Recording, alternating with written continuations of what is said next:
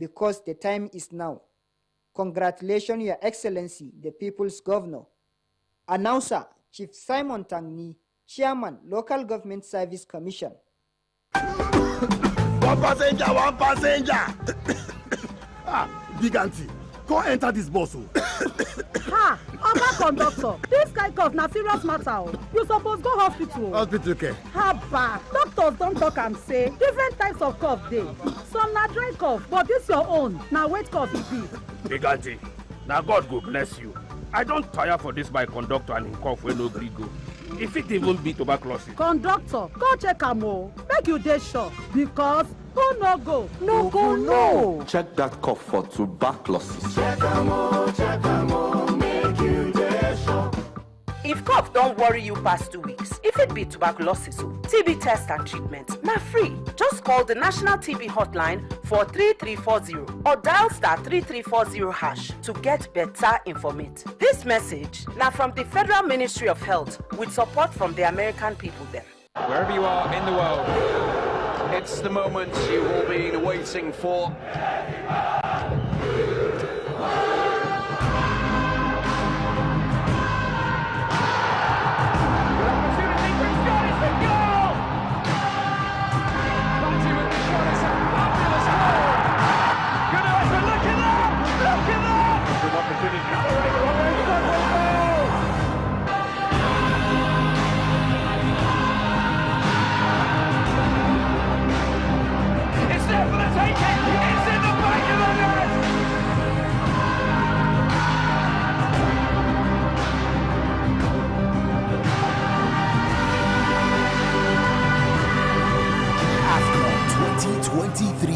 Watch all 52 matches live on Star Times.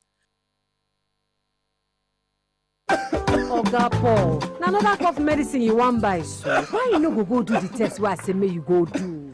Oga, make you go check this your cough. The last time I get this kind of cough when no gree go. Now madam here tell me say make I go do test. When all the cough syrup where they drink no gree work, then come do me free test. And it can show say I get tuberculosis. The medicine when they give me all na free. Now see am, I don't well campaign. Na true Callisto stop. Go check am o. Make you dey sure because who no go, no go no. Check that cough for tuberculosis. Check am o, make you dey sure. If cough don't worry you past 2 weeks, if it be tuberculosis, TB test and treatment, na free. Just call the National TB Hotline for 3340 or dial *3340# to get better information. This message now from the Federal Ministry of Health with support from the American people there.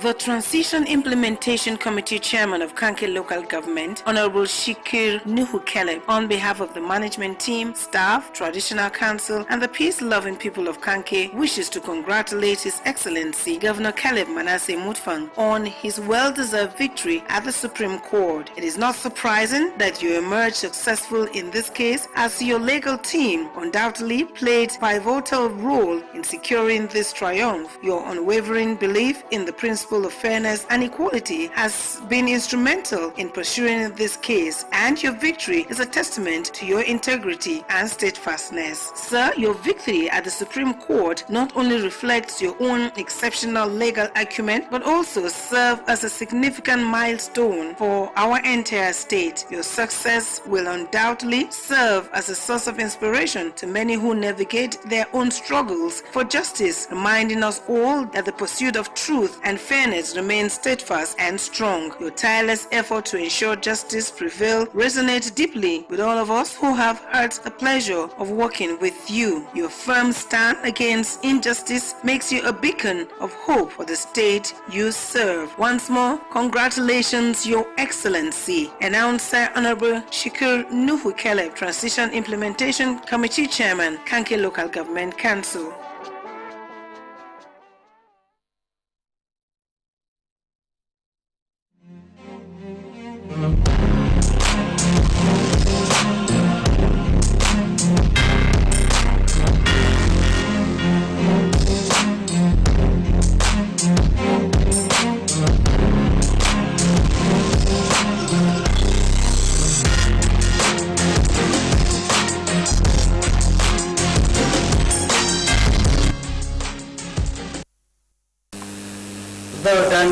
propensity of conflict in the Middle Belt region of Nigeria, especially in Plateau State, has left many displaced, with attendant loss of lives and property. Over the years, violent clashes, majorly along identity lines, such as religion, tribe, indigenous settlers and farmer herders, have been witnessed. The recent of these wanton killings and destruction of lives and property are the attacks in Okos, Barkinladi, and Mangu local government areas, which claimed many lives and property despite peace intervention efforts by organizations and government. What can be done to find lasting solution to sustainable peace in Plateau State? This will be our focus on Lighthouse Chart. But let's take this news just reaching us. Governor Caleb Mutfwang says his victory is a divine mandate which will change the fortunes of the Plateau people and the state. The governor gave the assurance during a reception in his honor at Rayfield, Jos.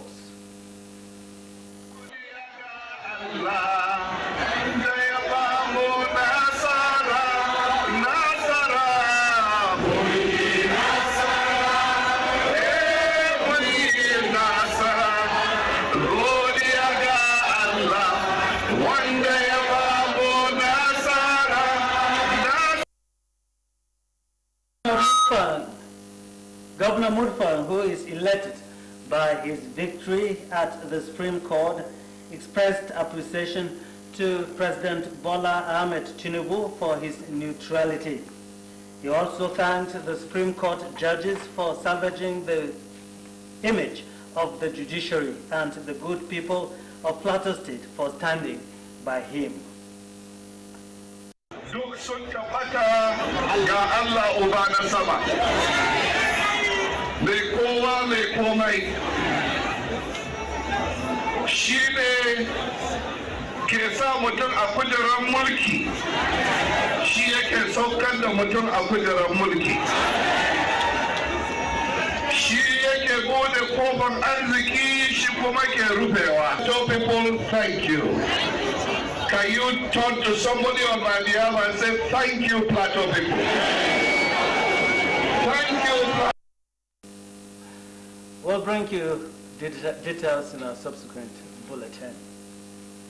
And joining me in the studio for Lighthouse Chart, I have by my immediate right, Sani Suleiman.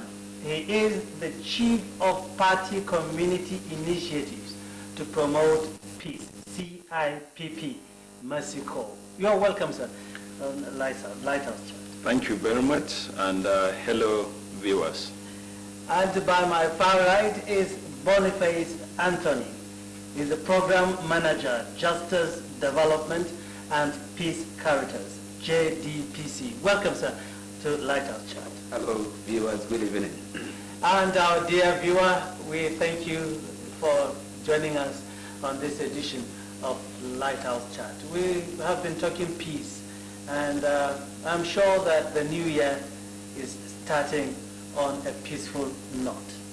We can even see all that has happened, everything went on peacefully without any challenge of insecurity in the state, and I think that's something to thank God for. Absolutely. So, yes, you are major stakeholders in the peace building process in Plateau State. So could you just tell us what it means when we talk about sustainable peace? There has not been sustainable peace on the plateau. Or could we say there has been sustainable peace? Sani Suleiman. Yeah, let's hear from you. Thank you very much. And as you said, let me use this opportunity to congratulate all Platoonians for getting into the year 2024. And also to congratulate all Platoonians for the peaceful reception of the outcome of the decision of the Supreme Court. We hope that democracy will bring more peace and stability to the state. Having said that, When we talk about peace and sustainable peace, first and foremost, we need to highlight the fact that conflict in itself is inherent and part of human life. It is normal, it is natural for people of diverse background, diverse interests, diverse needs to sometimes have conflicting interests. But the problem is always about how people go about resolving those conflicts. When people resort to violent means of resolving their dispute, their conflict, then it becomes not natural, and it becomes unacceptable because it becomes destructive, and it eludes communities and people from peace, and that takes them away from progress and development. So to talk about sustainable peace, it means that despite those diverse background, diverse interests, communities and individuals are able to live and coexist with one another by resolving and addressing their conflict peacefully, and by applying skills that promote understanding and that help them to navigate through their misunderstanding in a peaceful way, and work collaboratively as people that need each other, recognizing that the peace of one is the peace of the other. That's why in the peace parlance we say, my peace is in your peace and your peace is in my peace. And the moment anybody in the community say the other person will not have peace, that means he himself will not have peace. And that is why in the work we do, we focus on the fact that nobody can go into any community to bring about peace. Communities are by themselves to work and ensure peace in their community. Okay, let's get to Boniface Anthony. Why has it been, can I say, a bit challenging or a bit difficult to really have sustainable peace, especially on the plateau? Well, it's not only plateau that is facing this, but at least we are here now. So why has there been all these challenges? I think the challenges relating to our inability to have sustainable peace on the plateau has a lot of factors associated with it. One, we must actually understand the fact that the conflict on the plateau is very, very complicated. One cannot look at one single direction and say, this is absolutely, these are the causes of, the root causes of these violent conflicts in communities, for instance. If you look at it, it started by people who have grievances over the years. And the failure of the government to actually look or address these grievances, and of course the people also, the failure to give the people the platform for them to also come out and vent these grievances and of course express these grievances out there, actually led to the unfortunate 2001 crisis, and since then it has since degenerated from going from bad to worse. At first it was just the grievances, and of course by the fact that more people were affected by the crisis, even those who know things associated with the conflict or not, and were drawn into the conflict, you know, the whole thing expanded, and of course religion being the factor that was used to actually ensure that it propels itself beyond the expected level, now came in and of course played a major role, and that government also was unable to, commission after commission. We've had the white papers, but these white papers were not actually addressed, they were not actually attended to, and of course the culture of impunity, injustice flourishing and thriving amidst all of this cycle of violence from 2001 to date. I think this serves as some of the factors that are actually propelling and of course ensuring that this violent conflict continues unabated. And I think unless and until we all come on board, not only the peace practitioners on the plateau, but that all of us, both the victims, the perpetrators, the government, the security, and all come together for us to sit down and look at ourselves and say, look, this thing is a problem. And these are our problems, for instance. And that what do we need to do about it? If not, we will continue dancing around that cycle, and of course lives will continue to be lost, and property destroyed. Yeah, I've always wondered why religion should be what it is, because it's supposed to be the rallying point. It's supposed to be the catalyst. It's supposed to be religion as we know it. It's supposed to even be the solution to all this. But then we found out that it's more of getting us more divided and all that. So, talking about religion, it means everybody has an interest. You talk about interest. Absolutely. And whatever you're interested in, I don't think it will be fulfilled without the support of the other person. True.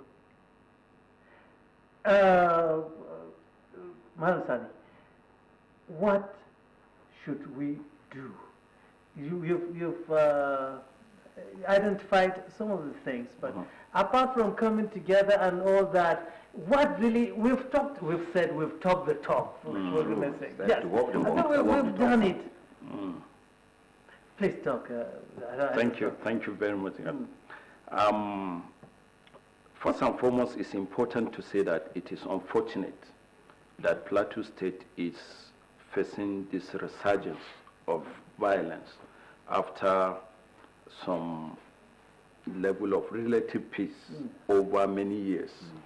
And it's unfortunate that we are even seeing this escalation of violence, not in the traditional main hotspots of violent conflict on the plateau, but is getting more intensified in the central part, Bokos, Mongu, and Barikiladi axis and all that. Now this brings to the fore the complexities of conflict. And the more conflict is allowed to linger for too long without deliberate and concerted effort to identify and address, one, the root causes, two, the drivers of the conflict, and then three, also the triggers. What do I mean? When we look at the conflict on the plateau, but not only on the plateau, but even in other states, Yes, that's right. we will see that this conflict has begun to become transgenerational conflict, where many communities are even experiencing what we call transgenerational trauma. And it's like it mutates with generation. Absolutely.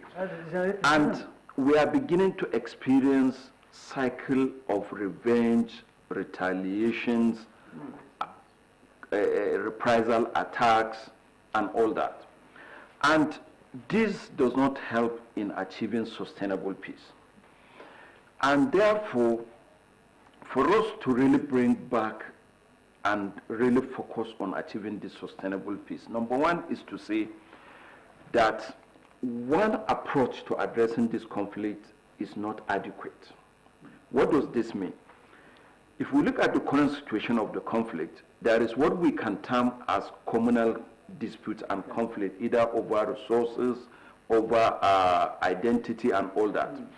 But then criminality and crime has also crept into it, because criminals are also taking advantage of this situation, either to rustle cattle, or to create, to destroy people's farms, or to even kill innocent people and all that. Now, for us to achieve this, we must balance between measures that address crime and criminality, which has to do with government taking actions, providing policies, and working with security agencies.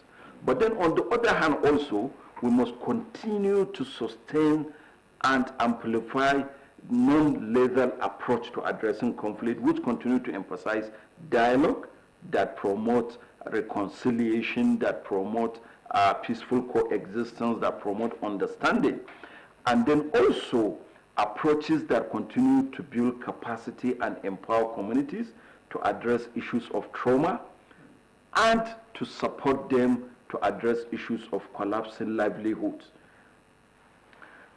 By doing this, we must identify the fact that our youths are key and at the center. And then communities, whether it is Christian community, Muslim community, Birom, Fulani, Hausa, whatever we are, crime has no religion and has no tribe. So if a person is a criminal and he will go and perpetrate an act that will set our communities against one another, we must be united to say no and bring out this criminal and make sure that he faces the law. Fernando, you've been meeting with these stakeholders. Okay, let's hear from our viewer out there. If you have anything, any contribution to make, so please you can call us, and the number to call is 0806-842-1170. We have a question or any contribution, please let's get that. So you've been meeting with all these people concerned. What have they been telling you, and where do you think the fault is? We've been meeting, and of course, as I said when I cited Malam Sani, Elijah Salih Suleiman here this evening, that it's really timely and apt for us, the two of us, to actually meet here on this auspicious program. We've been meeting. Let's cite the instance of the meeting we had, the intra meeting we had with the Birom and intra with the Fulani. So let's see if we can get. Hello. Good evening. Good evening, sir. Please turn down the volume of your TV set or move away from it so that we get each other. Okay, good evening, sir. Good evening, sir. Please introduce yourself and go ahead. My name is Apostle Emmanuel from Abuja. It's a pleasure, sir. Thank you. Welcome. Okay, the question I want to ask. Now, severally, we are told that perpetrators of this act are being arrested. What have been the actions taken by the government over these people? Okay. Why are they not exposed? Why are they not punished? Because by the time they are being punished, these things will not repeat itself again. Thank you. Thank you very much, Apostle. Yes. So why is the press not there? Okay. Yes, we're holding. There's a court session and all that. So yes. So as I was saying, we met with these people and they made their grievances before us. Yeah. For the Birom, they've expressed the fact that they've been coexisting and cohabiting peacefully over the years with their headers who are their neighbors. I'm sorry, when the lines are open, you know. Yes, hello. Hello? Okay. Please go ahead, sir. Just summarize and let's have it. And that they are surprised at the development that actually crept in and, of course, turned them enemies overnight. For the headers, they express the fact that, yes, when the politicians are in search of power, they know their communities. But afterwards, they forget them. That's one complaint. The other one is that, of course, their livestock is more or less like their government. Since nobody is out there to provide for them. And so that is the reason why they become very, very harsh and whatever, whenever these livestock are touched, for instance. Hello?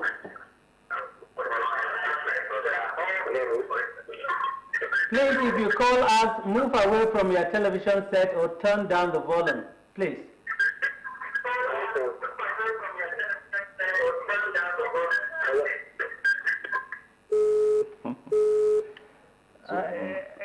I'm sorry to say, but these are some of the things that make these things not to end. You tell someone, please stop, you know. Please go ahead. Sorry. All right, but at least if we know our differences and understand our differences, we should be able to relate well. So, well, okay, pick the call. Hello. Hello. Good evening. Thank you very much. We appreciate you. Please go ahead. So thank you for the contributions. At least they're actually saying something. They are saying something that will take us that will bring about peace on the plateau. I really appreciate. That's right. But of recent, I normally hear people are coming to say that that grievances, that other people are grieved. That's why that the crashes on the plateau. Please, should I ask who is causing the grievances? Who is causing the grievances? That based on what I know, this is not even a kind of, we normally call it crisis or what. It's not actually crisis. These are attacks when people are sleeping at home, then people will come and slaughter them, and then you see that because they are agreed, that's why you come and slaughter them. For God's sake. Okay. We should talk the truth about this crisis is not about this is just a pure religious issue. Let's not be hypocrites. If we want to solve this issue, let's not be hypocrites. Okay, thank you very much. Yes, I think you've talked about something about criminality. Sure. I know that. Yeah. And I tell you, some of these people, as we learn, are not even religious people. At all. At all. So I think that should be clear to everybody. A religious person should actually adhere to the norms and the practices of his own holy book and his religion. We have the shalom in the Christian the domain, and of course salam in the Islamic. So if you go out there and contradict all of these practices and of course these teachings, you are not actually religious. But I think the question is, have the criminals not been identified? And he asked, there are those that have been identified. Why are they not in the net? And why are they not exposed? Let's take this. Hello. Hello, good evening. Good evening, sir. Introduce yourself and go ahead, please. Yes, this is Mr. Okechukwu. You're calling from Jos. Yes, Mr. Okechukwu, you're welcome. Yeah, thank you. I love the program and I've been following it. I want to ask the man, Mr. Suleiman. Yes. He said something that actually caught my attention. You see, government is shying away. Government, individuals, corporate bodies, they are all shying away from what is happening on the plateau and some other parts of the country. The truth of the matter is that if government wants to arrest this issue, they will do it very well. Both the corporate body and individual. You don't tell me that people in the villages who do not know anything about governance, who are peasant farmers, who are, in fact, to even as the president knew, it's a problem. You go there to kill them for nothing sake. And when they ask, okay, can you ask these perpetrators, what are the offenses of those people? They don't have any reason to give you. They don't go there to kill them unnecessarily. And this conflict has been going on and on. The only thing we hear from government is that they say, we will dialogue, we will do this. And this dialogue has never yielded any fruit. Please, Mr. Suleiman, tell me, why this reason? Why some perpetrators or some bandits will go to the villages where you have different farmers? Okay. Who can hardly find a square meal? Yes, I think they've heard you. Because of time, you will respond. Yes. Ask him. I'm asking him now. Thank you very much. Yes. Why would they go there to kill them? Yes. What coming to count to do is, or find those government people who are politicians that have gotten this for them. Oh, okay. Thank you very much. Yes, so we have just a minute or so. So please, could you just... Thank you so much, Mr. Okechukwu.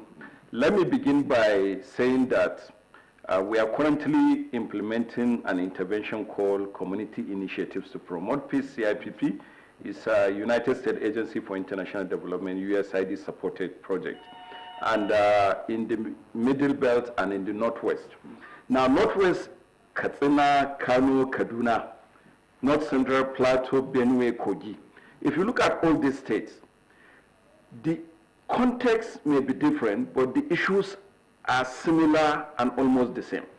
Now, one thing that people don't really get to hear is that this dialogues and engagement, community engagement, has been resolving several disputes and prevent them from escalation. But people don't get to hear them. Maybe 10, 20, 30 has been addressed. Then one slip out and escalate. Then people get to hear the violence and the killing. Number two, some of these conflict issues have been there for several years. Now, if we talk of Plateau, we are talking of over 20 years of conflict, right? Now, there are people who hardly forgive. Okay. Something happened between Sani and Boniface.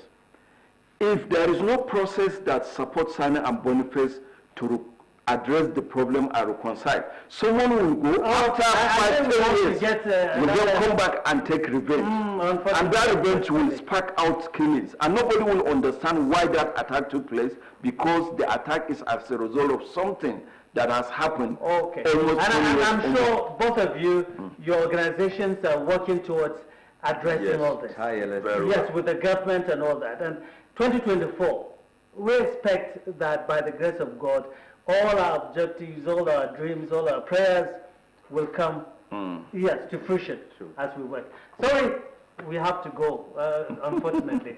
So please, let's do our own part as individuals to see that peace reigns. God bless. Wow.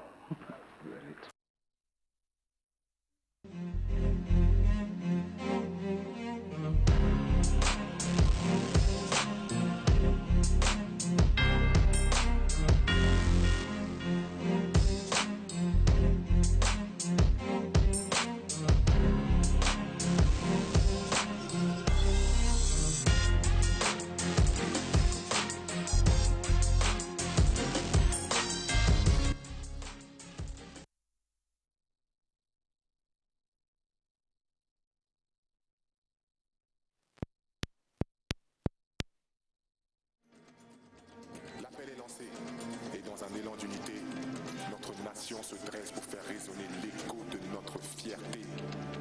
Aujourd'hui et pour toujours.